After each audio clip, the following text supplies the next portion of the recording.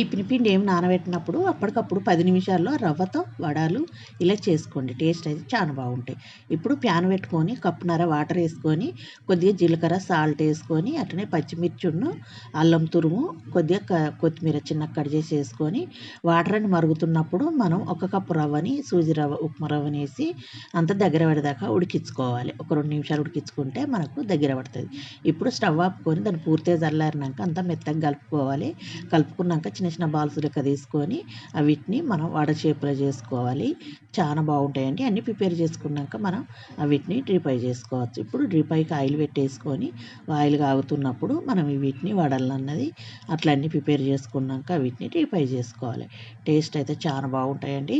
మంచిగా క్రంచీగా చాలా బాగుంటాయి. మన సేమ్ మినపప్పు వడల్లాగానే ఉంటాయండి. ఒకసారి ఇలా ట్రై చేయండి. నచ్చిందంటే లైక్ చేసి షేర్ చేయండి, సబ్స్క్రైబ్ చేయండి. ఒక లైక్ ఇవ్వండి. మీరు ఇచ్చే లైక్తో ఇంకా కొంతమందికి నా వీడియో చేరుతుంది.